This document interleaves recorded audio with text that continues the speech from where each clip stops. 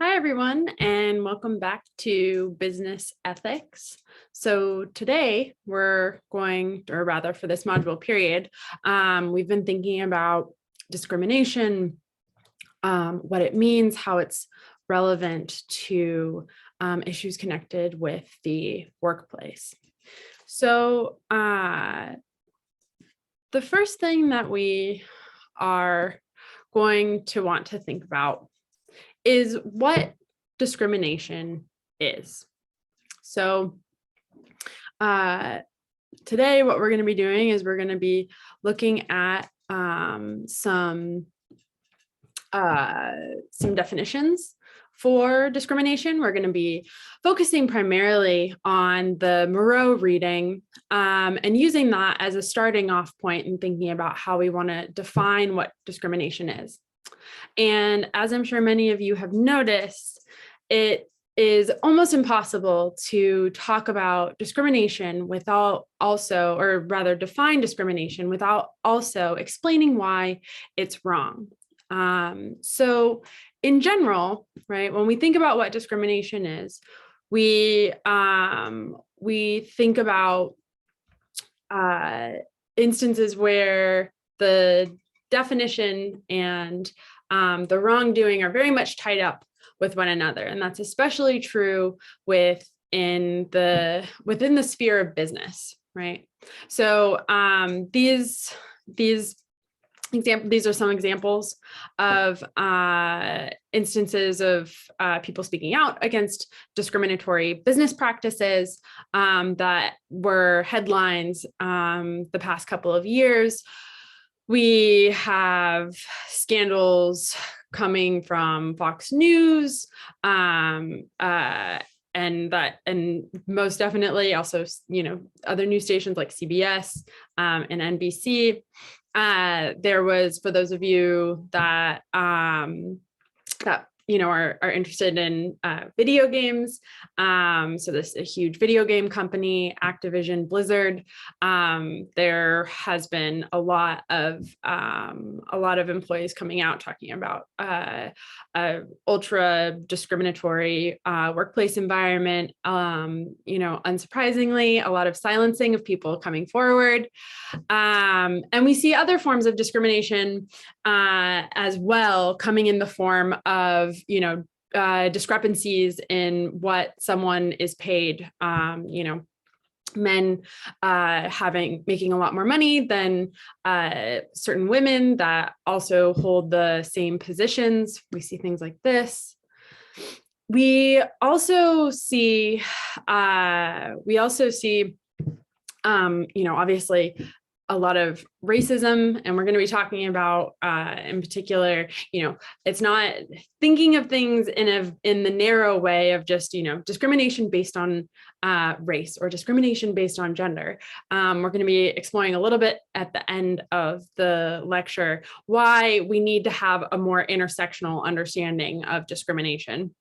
For the time being, though, just looking at the headlines, right, what we see is, again, more pay disparities, bad treatment, again, silencing employees that are trying to come forward and point out this discriminatory treatment. A lot of scandals often involve covering things up, like sexual harassment. And then more headlines of much of the same, right? So these things, my guess would be, is at least one of these big headlines is something that has come across your news feed in the past couple of years. So again, discrimination is very much, when we think about what it is, it's very much I know it when I see it sort of thing. And this is a philosophy class. And so what we're going to be doing is thinking more, again, about what discrimination is, how we ought to define it. And, in doing that, hopefully get a clearer understanding of exactly why it's wrong. So Moreau argues that, or Moreau's definition of discrimination is, is part and parcel with exactly the reason that she argues it's wrong. So she says that discrimination is wrong because it interferes with someone's ability to engage, or rather to exercise their deliberative freedoms. So what are these deliberative freedoms? We're going to be watching a video in just a second, but from the reading, what Moreau argues is that deliberative freedom is freedom to make decisions about how to live, insulated from the effects of normatively extraneous features of ourselves, such as skin color and or gender.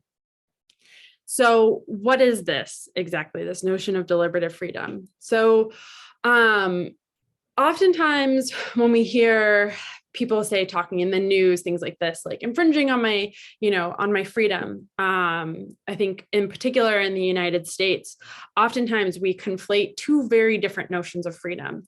So we have freedom in the sense of being able to do whatever we want, right? So when someone says, don't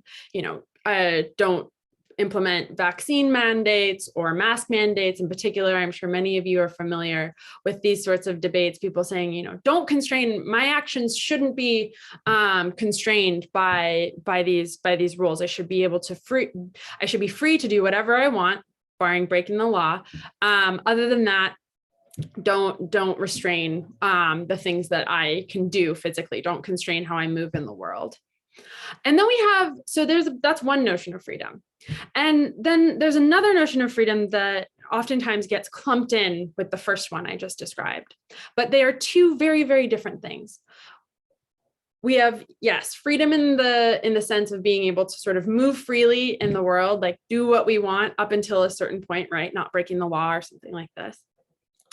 And then we have freedom, and this is the kind of freedom that Moreau speaks about, freedom in the form of being able to freely make decisions. Okay, so, what does that mean? And she gives a couple of examples. She says, this is freedom to think about what kind of job we can accept without ever having to worry about whether we'll be able to practice our religion while working the required shifts.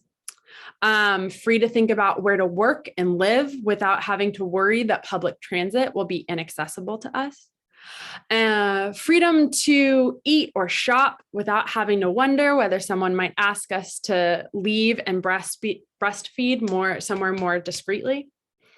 And freedom to think about, and the freedom not to have to think about which gender's washroom to use because we fit into one of the conventional gender categories that are used to label the public washroom. So not having to essentially worry about, having access to the bathroom that works for you, right? So the different kinds of freedoms that Moreau is pointing to here concern sort of these weights on people's minds, right?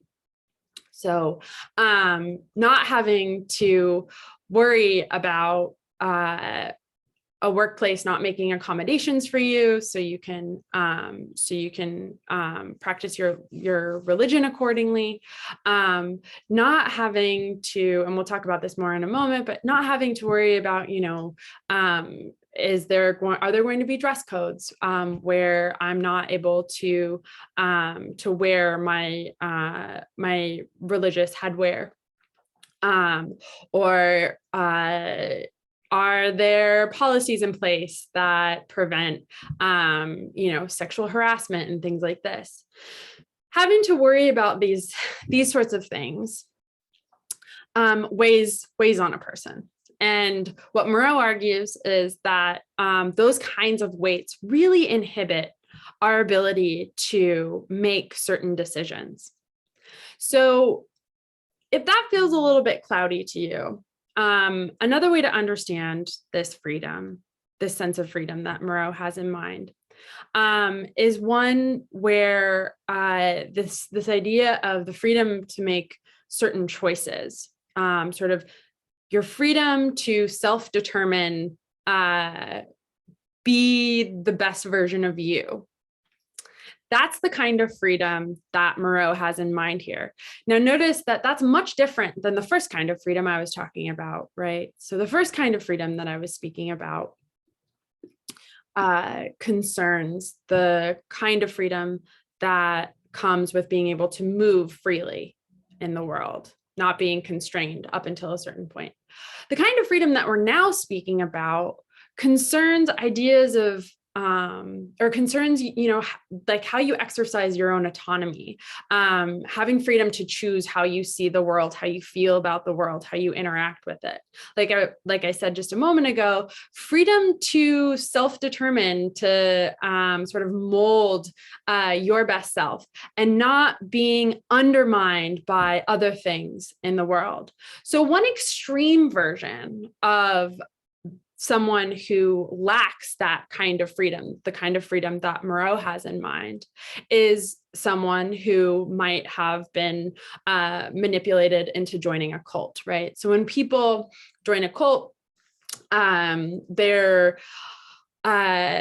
their ability to make decisions for themselves, to really choose what's right and wrong, choose how they want to be in the world, all of those sorts of things.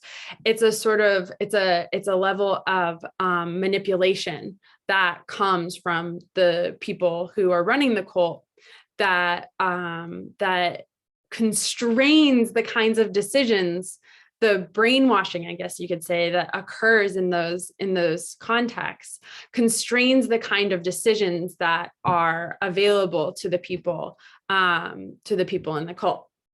Now, this isn't to say that, discrimination in the workplace is tantamount to someone who's operating a cult. It's not to say that by any means, but just in the same way that there's varying degrees of, constraining someone's movements, what they can and can't do, right? There are varying degrees of this kind of freedom as well. So perhaps if you think of the kind of freedom that we're going to be talking about here as existing on a sort of spectrum, we have the, instances of brainwashing and things like this on one extreme. And then these additional weights, these things that kind of constrain what people can choose to do with their life, how they feel in the world, what kind of options are available to them, those sorts of things. Rather options that they feel are available to them, those sorts of things. That is slightly further down on the spectrum. So what Moreau is arguing is that these deliberative freedoms, right, the freedom to make decisions in the world without being somehow encumbered by a feature of identity, most often something visible, but definitely not always, something extraneous, something that is superficial to some extent. Something that shouldn't be holding you back, some feature of your identity that shouldn't be holding you back, but because of certain practices, it ultimately is, and it constrains the kinds of options, the decisions that you can make concerning, what you feel sometimes is available to you, and whether or not you feel comfortable in a space, or that certain needs that you'll have will be met. So to just elaborate on this notion a little bit more, we're going to watch a very short clip from Moreau where she discusses this.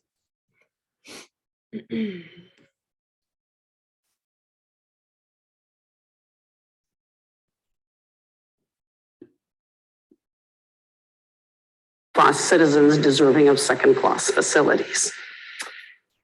Secondly, though, sometimes discrimination denies some people deliberative freedoms in circumstances where this leaves them unable to see themselves as equal participants in society.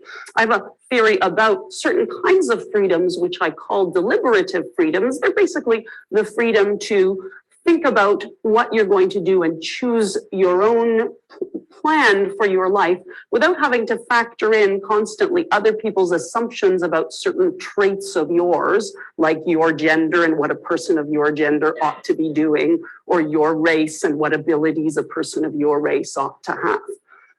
Obviously, we don't always have such freedoms, nor ought we to, but I want to argue that we have them in circumstances where that's necessary to see ourselves as an equal participant in society.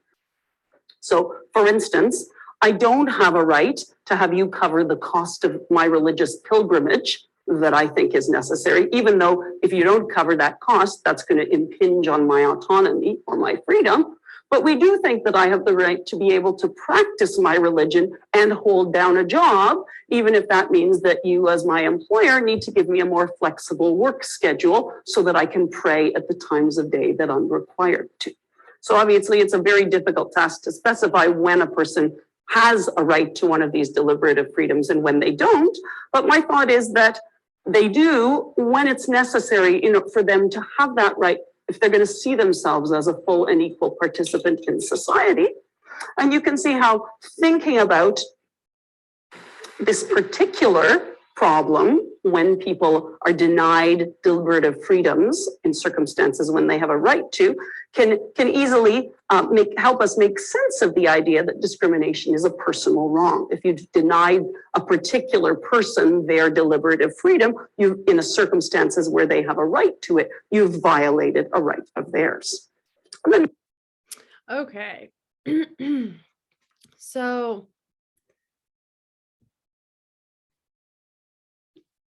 while understanding that, like Moreau says, when someone is being denied these freedoms, it takes some work, it takes some effort, right? Because I think that her example of the, obviously someone doesn't have a right for someone else, or not obviously, but I think it's plausible to assume that we're not going to be putting employers on the hook, say, to pay for a pilgrimage, but we do want them to be on the hook to make sure that that they are going to have options available that are for a workday that are going to be compatible, say, with someone's prayer schedule, right? So how do we want to draw those lines?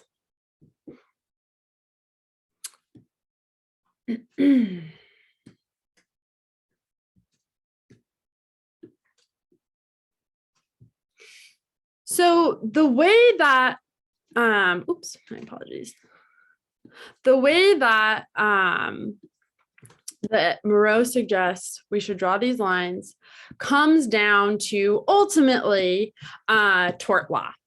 So let's move this around just a moment. She argues that discrimination is ultimately should be understood as a personal wrong.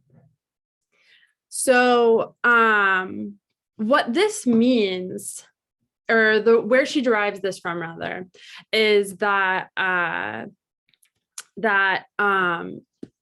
anti-discrimination laws are going to be our best way to remediate these personal wrongs that are done within discriminatory practices that are perpetuated by the private sector.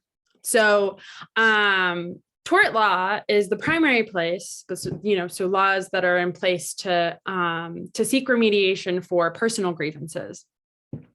Anti-discrimination laws, which is the subcategory of tort law, she argues protects our deliberative freedoms. So essentially, based off of what we understand discrimination to be, the second question of, why is it wrong? And consequently what we can do about it, how we can sort of stop it from happening. What Moreau argues is, the best place for us to do that is going to be within the court of law, and we address the grievances essentially one at a time. She also argues in the paper that this is indicative of a deeper trait or feature of discrimination. Our legal practices, the way that we can go about getting compensation or filing grievances against companies for committing this wrong, is indicative of something that is deeply true of discrimination, which is that it is a personal wrong. So there's very much a sort of one-to-one relation between the institution or business or what have you, and the individual when discrimination happens. So it's not a wrong that is done against the entire group, say, to which the person belongs, or, you know, all the other people that share in this identity that is being discriminated against in that context. So it's not as if, you know, when there is a big sexual harassment issue, say at a major news organization or something like this, or news outlet, media outlet, it's not as if, and it's a sexual, you know, say instances where there's a class action lawsuit. You have several or a large group of women coming forward and saying, hey, there's been this practice, this systematic mistreatment of women, sexual harassment, all of these sorts of things. The company has actively been silencing us and continues to put people in this really dangerous position. And then they file this class action lawsuit. And what is being, or what's going on there, rather, Moreau would argue, is it's just those individuals who are being harmed. And yeah, most definitely, once, say, that major media outlet is bringing more women on board and putting them too in this unsafe situation, it's still only individual wrongs to all the individual women who experience it by virtue of being a woman. So that's a really, really important or significant feature of Moreau's account, is that, you know, the discrimination is wrong because it makes the world a more difficult place for individuals to be. So it's not the case that discrimination is wrong because it is, say, expressing or it's not hurting an entire group. It might be targeting an entire group, but ultimately it doesn't hurt that entire group, because when it comes down to identifying what's wrong about discrimination, it is an impediment of exercising these deliberative freedoms, right? But you have to be, ultimately, the harm has to be done in order for those deliberative freedoms to be infringed upon. So, again, just to reiterate, as a result of the way in which Moreau defines discrimination and the subsequent aspect of it that makes it wrong, or how she explains it's wrong, we end up in a situation where discrimination is ultimately understood as something that wrongs just the individual. All right. So what this boils down to is businesses are morally obligated to not harm the individual. Okay. So what do these responsibilities look like? Moreau identifies three basic categories of what's tort law in the United States, but there's definitely coloroids in other legal systems, for example, in the UK. But for the most part, we can understand what forms discrimination take by, again, appealing to tort law, to these three categories of tort law. So the first one is anti-discrimination laws that prohibit direct forms of discrimination. So, for example, if the company sent out, the head of a company sent out a memo saying that no women should be hired, if, say, they're looking to hire new people, or if there a newspaper ad is put out and says, women need not apply or something like this. So that's a direct instance, or that's an instance of somebody that is, or a company that is directly implementing discriminatory practices. And then there's a second category, which involves, and most likely this one is the more common. So there are laws against implicit discriminatory treatment of employees. So this is where you have instances where dress codes would indirectly, they're not going to maybe say, they won't say outright, oh, employees are not allowed to wear a hijab or a kippah or yarmulke. But there would be dress codes in place that would ultimately prohibit wearing any of that religious headwear, right? So it may not have even been the intention of the company to put in place an indirect discriminatory practice like that. Nonetheless, there are laws in place that prohibit that kind of policy. So that's the second kind of discrimination law. The third kind of discrimination law is this special accommodation, or it concerns special accommodations. So this would be things like wheelchair access and the like, requiring employers to make the physical space of the job accessible to employees who have disability. So again, these three categories, given the way that Moreau understands discrimination, these three categories for her essentially give an exhaustive picture of what discrimination within the workplace looks like. To be fair, she would allow for things to be a little bit more complicated than that, but these are supposed to, at the very least, represent the majority of discriminatory practices within business are going to fall within one of these three categories. And the way to combat discrimination ultimately is going to come down to to employees filing lawsuits, things like this, or grievances against the company.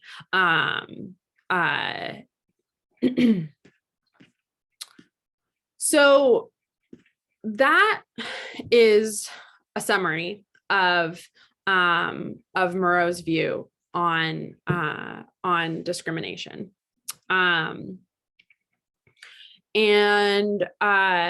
it seems, I think that what she proposes ultimately is a more detailed, more spelled out notion that is very much operating in the background when we think about instances of discrimination like this. Hey, this is wrong because you're singling someone out. You're treating them as inferior or making their lives more difficult in some kind of way, just because of their race or disability or gender or these sorts of things. One of those identities, some feature of someone that shouldn't be holding them back because of practices put in place by a particular business corporation or what have you. That person is experiencing something that undermines ultimately their deliberative freedoms, the kinds of choices that they make, the kinds of things they feel comfortable doing, the kinds of weights that they have to walk around in the world bearing, that make life more difficult. And again, this is something that boils down to, for Moreau, it's wrong because this harms someone on an individual level. So for the next two slides, I'm going to briefly touch upon the two podcasts that were assigned for this module period to just give you a little review of what's going on there, and make salient the ways in which the things being discussed there contrast some of what Moreau argues. So the first person we're going to talk about is Adam Hossein, and then the next person we're going to talk about is Kimberly Crenshaw. So these two accounts, these two pieces of insight aren't ultimately or are not necessarily in conflict with what Moreau is arguing, but they point out things that that her account fails to explain or consider, things that we very likely might think are really important things to think about when it comes to answering this big question of what discrimination is and why it's wrong. So Hossein really pushes against the idea that discrimination is only wrong on a personal freedom, or sorry, as discrimination is only wrong on a personal level. So what he might think, or what he might say in response to an account like Moreau's, is protecting deliberative freedom requires more than rectifying personal injury. So again, this isn't necessarily in conflict with her view. However, it is saying like, maybe we need to add a little bit more nuance to this notion of deliberative freedom, and understand it in a way where it's not just about, you know, a one-to-one relation between, you know, a wrongdoer and somebody who the wrong is done to. And then rectifying that wrong comes down to filing a lawsuit or something like this. We also need to think about institutional systems that often enact discriminatory policies that do more than harm just on the personal level. So I'm going to have us watch a clip, and this is a clip of Adam Hossein speaking about why voting, or rather the nuance that we need to add to our understanding of what making voting accessible to people is, and in particular, the different ways in which we can really undermine the voting process. Now, this might seem to be a very separate issue from what he discussed in the podcast, but as we'll talk about shortly, you'll see that much of what he says adds more detail and further nuance to what he advocates for in terms of what discrimination is, why it's wrong, and what we need to do about it.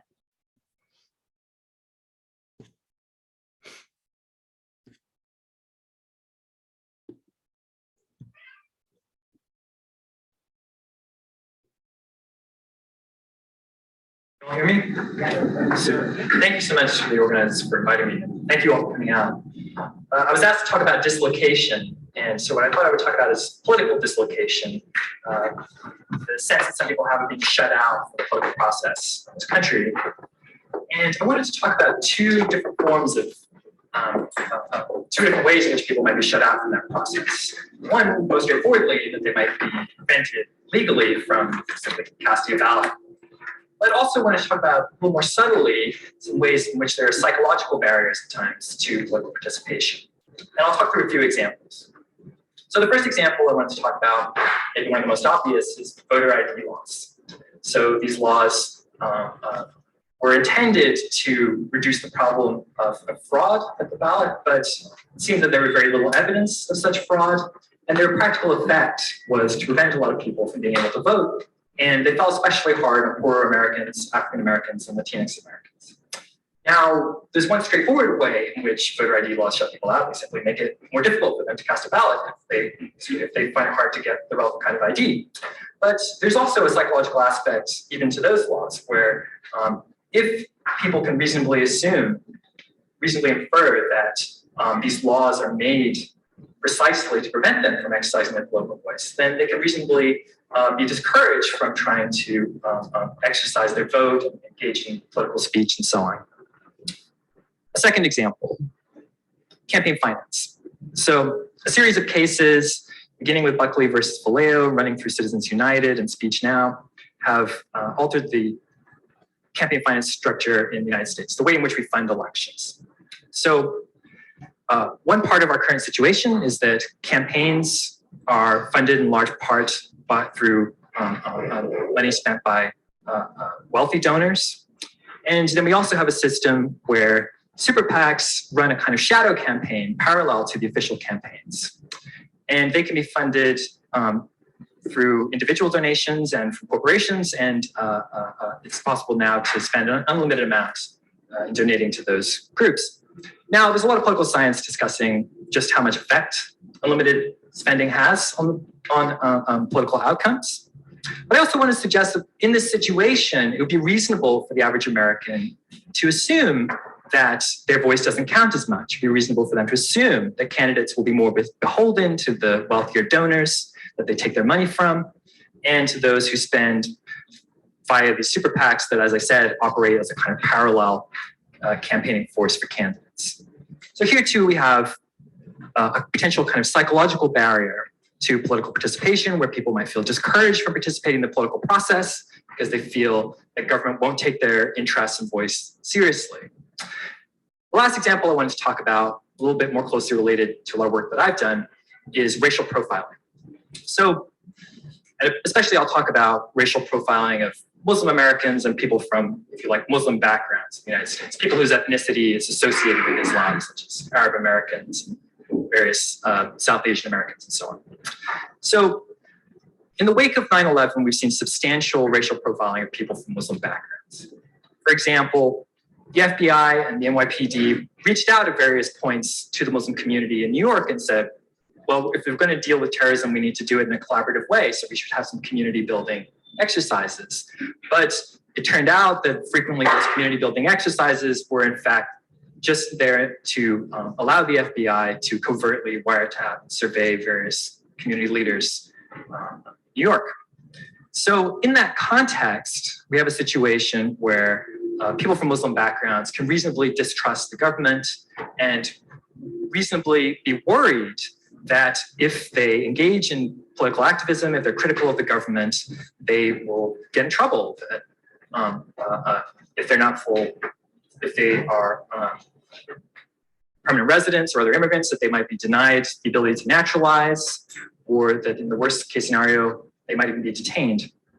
So here too, we have barriers that are not strictly formal legal barriers that say you just can't engage in political speech or you can't cast a vote necessarily, but these more subtle psychological barriers. Now, the mere fact that somebody distrusts the government doesn't itself mean there's an injustice. Maybe they distrust the government for no good reason. But in the examples that I've given, I think we have a situation where there are reasons to distrust the government or even fear the government that are reasonable, where people have legitimate concerns. So just to close up, I think we should, when we think about the problem of political participation in this country, we need to look both at some formal legal barriers to political participation. We also need to build a process of regaining trust between the government and poor Americans and communities of color in the United States. Thank you. All right. So there are a couple things to think about there in terms of applying what Hossein is saying to this notion of discrimination. So like he points out, and this is so, the way that we can think about this is we can replace sort of the term voting with employment more generally. So we could think about, like he said, there are these physical barriers that can lock people out of the voting process, putting certain laws in place, things like this, making it more difficult for people to vote, right?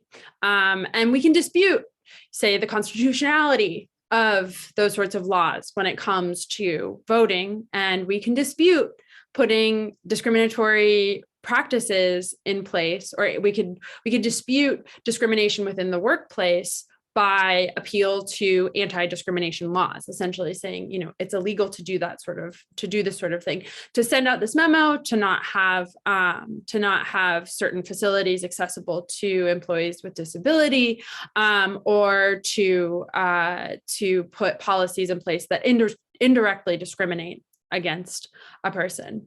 So all of those things, specifically those three categories that Moreau points to, although one of those categories includes this notion of indirect discrimination,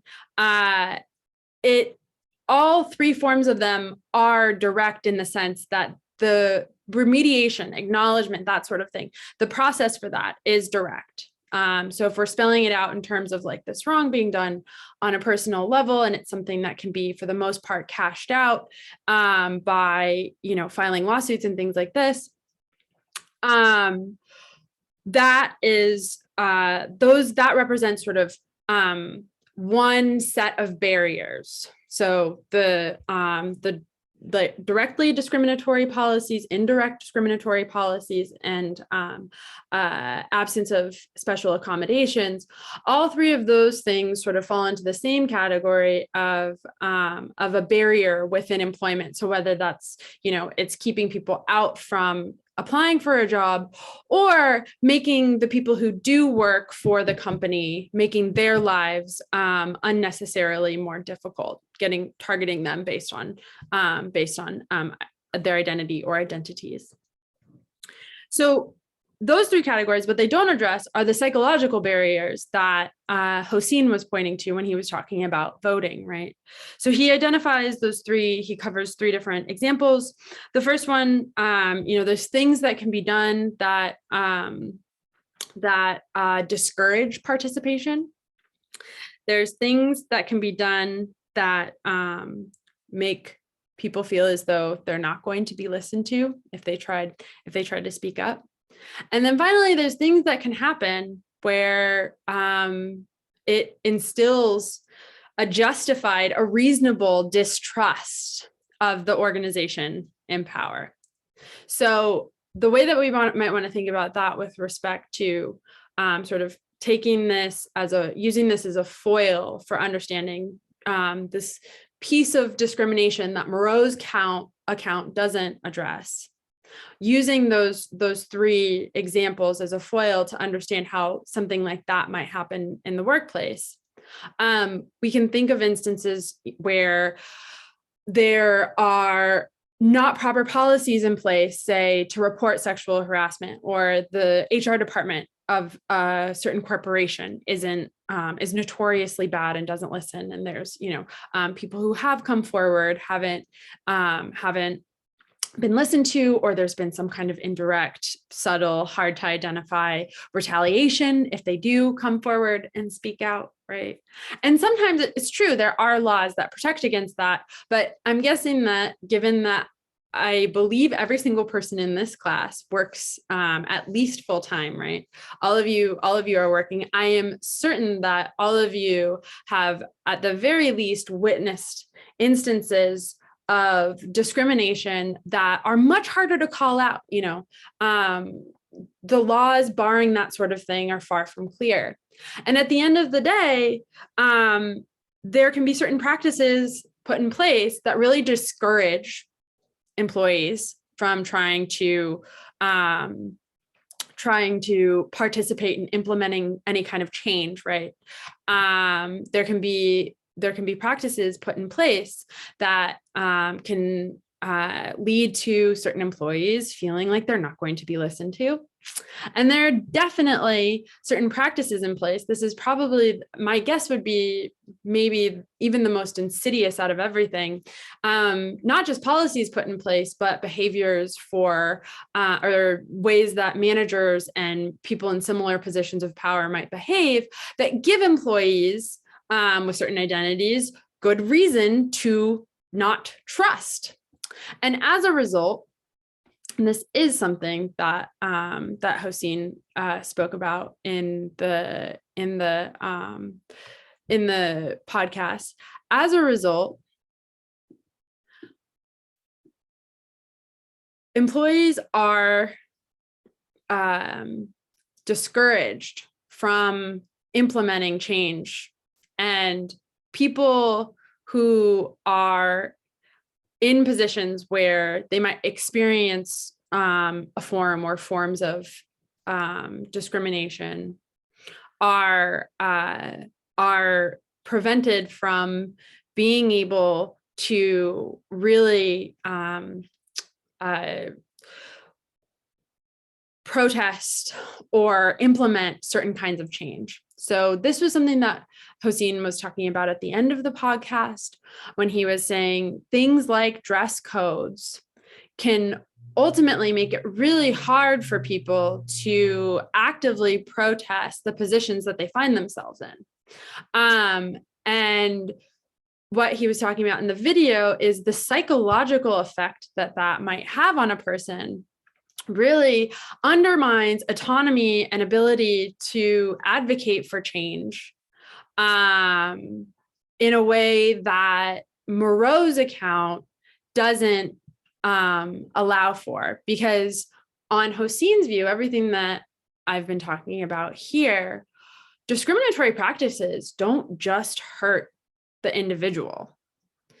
The practices themselves, the message that it sends, undermines autonomy in a way that at least Moreau's explanation of deliberative freedom doesn't really address, in large part because it doesn't get to the full place of, well, yes, there are decisions that are constrained in ways that they shouldn't be when someone is the target of or is targeted by some kind of discriminatory practice.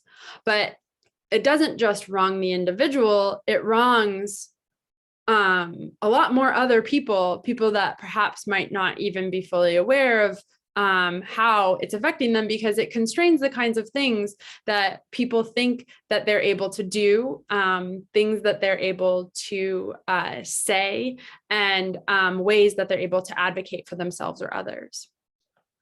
So that problem is what ties into Hosein's notion of indirect exclusion, which is ultimately something that prevents people from having a seat at the table. So if we think about, equality is everyone having equal, having like an equal everyone has equal opportunities and is judged based on the merit of their work and this sort of thing.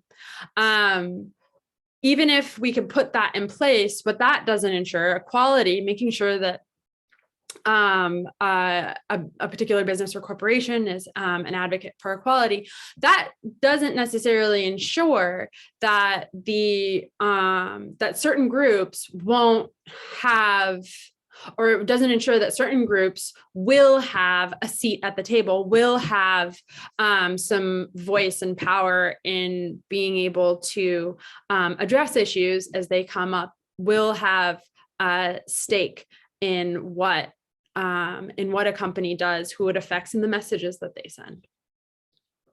So that's the way in which Hosein adds to the notion of deliberative freedom and how that relates to discrimination. And now we're going to turn to another feature of Moreau's account that gets missed, and again, this is not an instance where, oh, okay, so this is in conflict with what Moreau is arguing, or she couldn't somehow modify her account to better explain this. But something that I consistently came across in the reading is that oftentimes it was, people being discriminated against on the basis of gender or skin color, right? And it might seem that, taking intersectional or giving an account of intersectional discrimination, all you would need to do is say gender and or skin color, right? But as Kimberly Crenshaw points out in the TED Talk that you watched, it's actually a lot more complicated than that. So the basic idea that she discusses in detail there, I won't spend too much time going into it, but the basic idea there is that this notion of intersectionality is a lens through which we can see where power comes from and collides, where it interlocks and intersects. And she says that it's not simply that there's a race problem here, a gender problem here, and or a class issue or an LGBTQ problem, right? Many times when we view things in that framework, so that or framework instead of the and or framework, right? It erases what happens to people who are the subject of all of those things. So when we're thinking about concepts like equity and the like, when we're thinking about deliberative freedoms, when we're thinking about why discrimination is wrong, and we're giving examples of discrimination, like the ones that I gave in the beginning of class, right? What we need to remember is that if we don't take if we don't take intersecting identities into account, or rather giving that, you might say, disjunctive view of these different forms of oppression without understanding them as things that are necessarily overlapping, we are going to miss not only instances where people experience we're not only going to miss discriminatory practices that target people with certain intersecting identities, we're going to misunderstand, or rather, we are going to prevent people who should have a seat at the table, who should be speaking from those expert experiences, people with those intersecting identities. We're going to prevent them too from having a seat at the table. So the idea there being, if equity is something that we want to advocate for, we also need to consider it's not just a matter of having a woman and a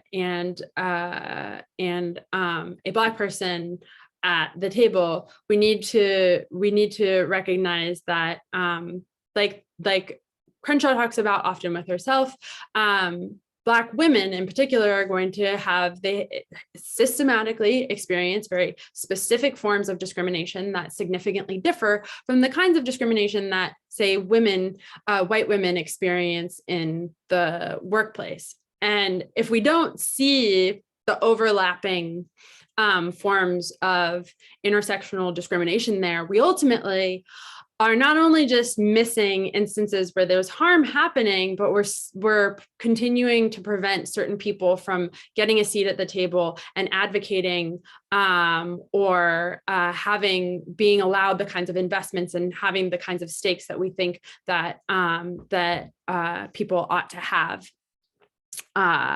in business. So the short of it is discrimination, what it is, why it's wrong, how we should understand it, who we should recognize, the kinds of and the ways in which we should frame the examples and these problems. It's ultimately very, very complicated. So on the surface, it may have seemed like these sorts of things are the things that we really need to resist and fight against, or these are the sorts of things that we perhaps want to have laws that prohibit, perhaps even making it easier for people to file these lawsuits and these sorts of things. We very quickly realized that there's a lot more to it than that. It's not something that is necessarily wrong just on a personal level. It's something that really undermines, at the very least, a slightly richer notion of deliberative freedom than Moreau advocates for initially. So that about does it for today's lecture. Hopefully that review of the material covered during this module period was helpful. And as always, please email me if you have any questions, and I hope everyone has a good rest of your week.